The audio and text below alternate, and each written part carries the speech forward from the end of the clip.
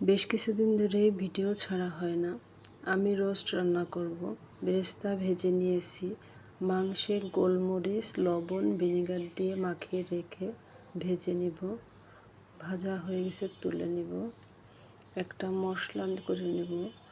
টক দই, সস ও রোস্ট মশলা মাখিয়ে রেখে দেব কিছুক্ষণ। বেরেস্তা ভাজা তেলের মধ্যে পেঁয়াজ, তেজপাতা, এলাচ, দারচিনি দিয়ে দেব।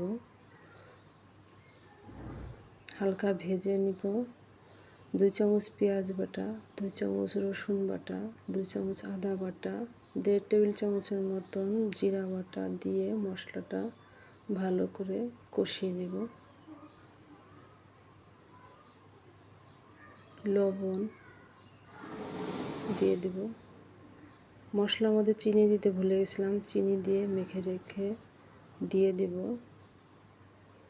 মশলাটা কষানো হয়ে গেলে শুকনো মরিচের গুঁড়া পানি দিয়ে ভালো করে ফুটিয়ে ভেজে রাখা মুরগির মাংস দিয়ে দেব। বাদাম ও গুঁড়া দুধ দিয়ে দেব। কাঁচামরিচ ও ঘি দিয়ে নামিয়ে নেব।